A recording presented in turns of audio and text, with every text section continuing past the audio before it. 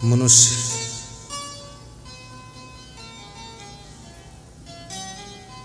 जीवन भर सुख ढूंढता रहता है और जीवन भर दुख भोगता रहता है।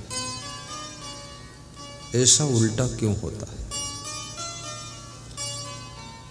प्रश्न समझना कि जीवन भर मनुष्य सुख ढूंढता रहता है और जीवन भर दुख भोगता रहता है। कबीर साहब कहते हैं, इस संसार में एक आश्चर्य है, जहां सुख है वहां दुख दिखाई देता है और जहां दुख है वहां सुख दिखाई देता है। बस इसी पॉइंट पर मनुष्य को धोखा हो जाता है। जहां सड़क पर गड्ढा है वहां तुम्हें बराबर सड़क दिख रही है और जहां सड़क बराबर है वहां गड्ढा दिख रहा है। धोखा हो जाएगा। दृष्टि दोष, दृष्टि दोष। देखना तो हम जन्म लेते हैं, तुरंत सीख जाते हैं देखना, लेकिन क्या देखना चाहिए, कैसे देखना चाहिए, कब देखना चाहिए, किसको देखना चाहिए, किसको नहीं देखना चाहिए, ये हम जिंदगी भर नहीं सीख पाते। हम वो देखते हैं जिसको देखते देखते हम खुद देखने के योग्य नहीं रह जाते। हमें उनका दर्शन करना है जिनका दर्शन करते करते हम भी देखने के योग्य बन जाए। उनको देखना चाहिए। जब से तुम्हारा जन्म होता है उसी दिन से तुम सुनना शुरू कर देते हो, लेकिन क्या सुनना है ये बाल्यावस्था, युवावस्था, वृद्धावस्था में भी नहीं सीख पाते। तुम वो सुनते हो जिसको सुनने से मन में अशांति बढ़ती जा रही है। फिल्मी गीतों को सुनते हो, गंदे गीतों को सुनते हो,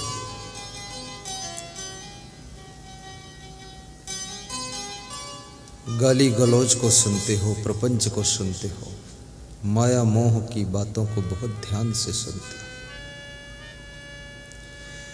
जहां शादी विवाह हो, 200-400 लोग इकट्ठे हों, उनके पास बैठकर देख लो तुम, सारी चर्चा प्रपंच की हो रही है।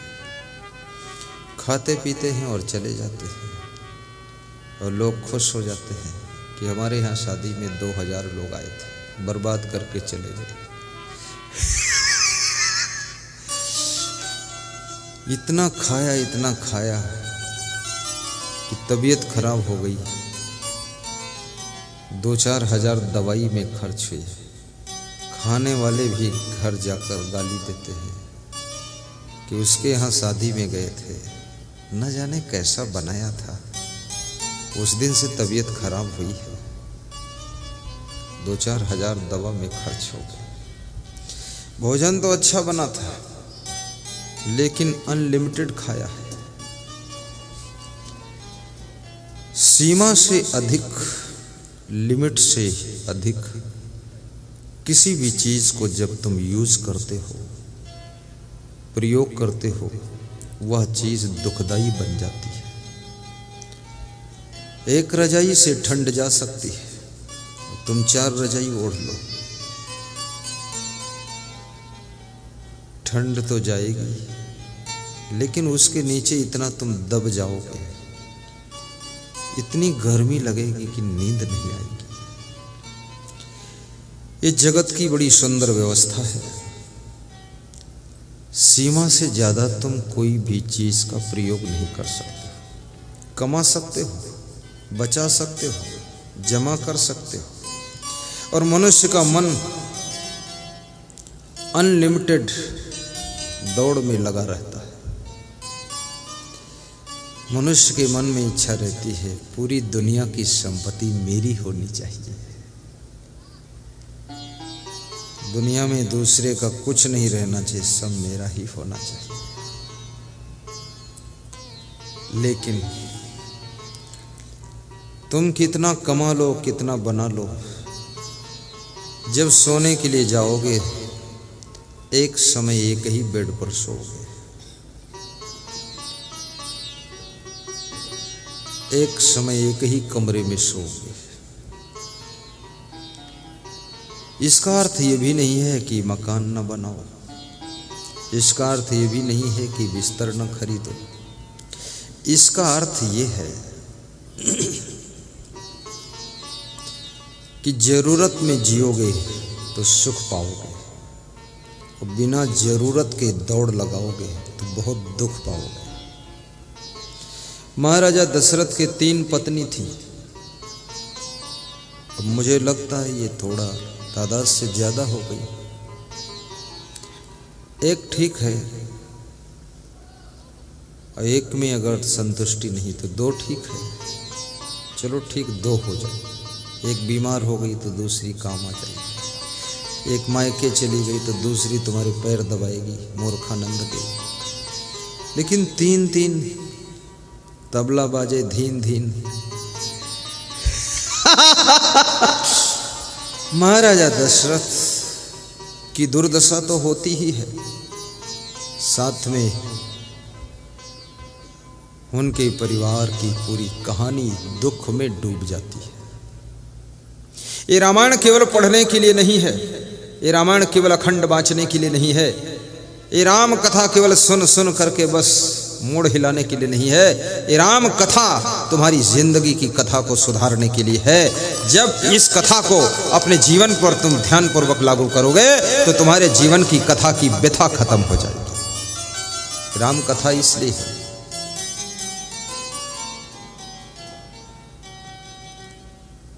लोग कथा में बैठ जाते हैं, बैठे रहते हैं,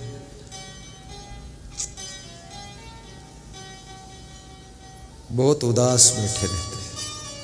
मैंने कई बार देखा है श्रोता कितने कथा को सुनते सुनते इतना उदास हो जाता है। उस उदासी के माहौल में ऐसा एहसास होता है कि हम सत्संग मंडप में हैं कि मरघट में हैं, पता नहीं चलता है कि मरघट है कि सत्संग का मंडप।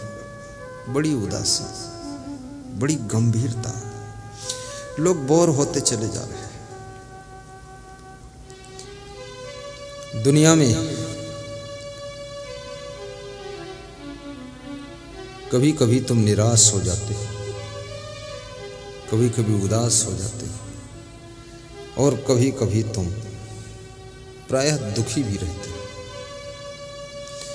लेकिन सत्संग में इसलिए आते हो कि उदासी टूट जाए, निराशा छूट जाए, आशा की एक नई किरण पैदा हो जाए। बहुत दिनों से हंसे नहीं थे, गुरुदेव के पास जाकर कुछ ऐसा ज्ञान सुनो कि जोर से हंसी भी आ जाए। बचपन में हंसना आसान है, वो ज्ञान है, बच्चा हंस रहा है। लेकिन जब उसे ज्ञान हो जाता है, बच्चा जवान हो जाता है, तो बच्चे का हंसना बंद हो जाता है, क्योंकि माया के जाल में फंसना शुरू हो जाता है। और माया के जाल में जब फंसना शुरू होता ना, तो हंसना बंद हो जाता है। और माया के जाल के बीच में जीने की कला आ जाए तो माया तो रहेगी तुम्हारे पास में, लेकिन हंसी खुशी भी रहेगी, प्रसन्नता रहेगी, मुस्कान रहेगी। अपमान के घूंट भी पीकर तुम मुस्कुराओगे, धन की हानि होगी तो भी तुमको निराश नहीं कर पाएगी।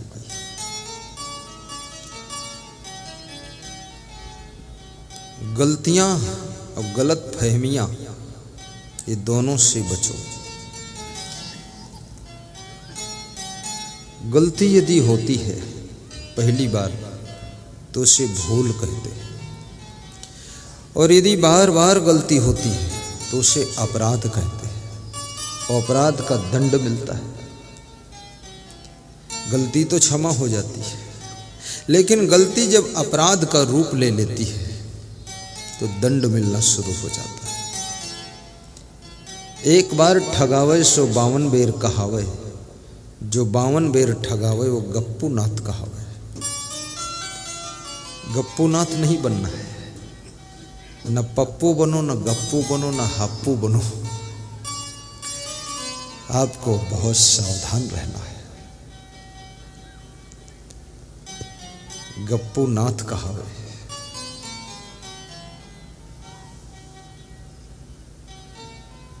अगर गलती रुलाती है, गलती हुई और फिर तुम सीना जोरी करते हो, कोई तुम्हारे ऊपर इफेक्ट नहीं है, तुम सुधरोगे नहीं।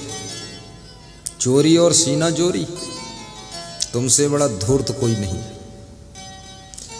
गलती हो जाए तो कम से कम क्षमा मांगने के लिए तुम्हारी तैयारी होना चाहिए कि माफ कीजिए, गलती हो गई। और गलती होने पर यदि तुमको रोना आ जाए तो समझ लेना अब ये गलती का मैल तुम्हारे आंसुओं के जल से धुल गया है। अब तुम बहुत सावधान हो गए। और गलती हो फिर तुमको क्रोध भी आए, लोगों से लड़ो, तर्क वितर्क करो, अगर मगर तगर करो, तुम्हारे सुधरने की संभावना खत्म हो गई।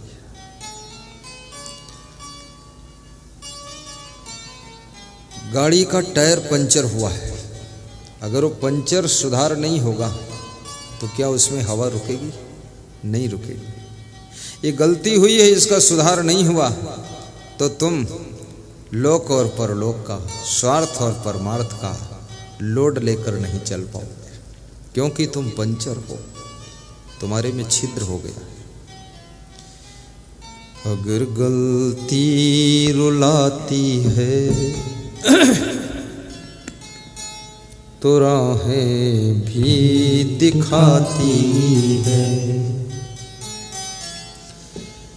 अगर गलती रुलाती है, गलती कदम कदम पर होती है, नई नई गलतियां होती हैं।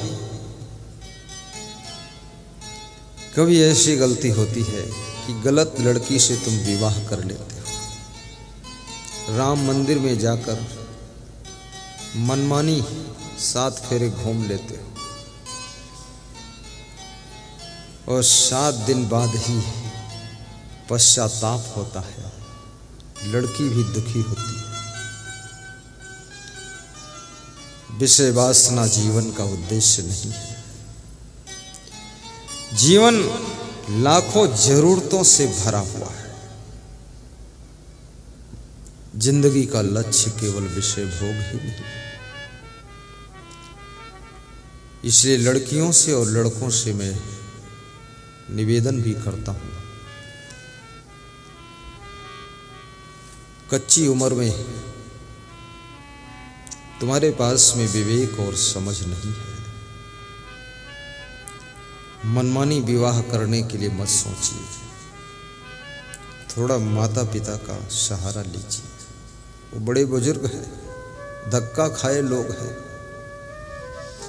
बहुत दुख देख लिया है संसार में। फिल्टर करके तुमको पति ढूंढ देंगे और फिल्टर करके तुमको पत्नी ढूंढ देंगे। उनको फिल्टर लगाने दो। कितने लोगों ने फिल्टर तो निकाल कर ही फेंक दिया है, डायरेक्ट पंप मार रहे और जंप ले रहे, और ऐसी कंप पैदा किया है कि भूकंप आया है। ससुराल वाले भी भूकंप में डामाडोल है, मायके वाले भी डामाडोल है। ये गलतियां मत करो, ये गलतियां तुमको रुलाएंगी। ये 200 लोग, 500 लोग, 1000 लोग जो तुम्हारी शादी में इकट्ठे होते हैं, सामाजिक मर्यादा के अनुसार फलदान शादी होती, जो भी होता है, ये सब लोग साक्षी बनते, गवाह बनते हैं। और जब कोई आपके दोनों के रिश्तों में डिस्टर्ब होता है तो ये लोग थोड़ा दबाव बनाते हैं, लेकिन तुम मनमानी विवाह करोगे, कौन तुम्हारे बीच में आएगा। चिल्लाते रहो कोर्ट में हर हर गंगे, पति का नाम गंगाराम और तुम्हारा नाम गंगा देवी। गंगा देवी और गंगाराम मुकाबला पड़ा है, घर ही में गंगा और घर ही में जमुना। मत आकर्षित हो किसी के रूप रंग में, कुछ नहीं है, कुछ नहीं है, कुछ नहीं है, सब थोड़े दिन की चमक दमक है, बाकी सब ढोल के भीतर पोल है।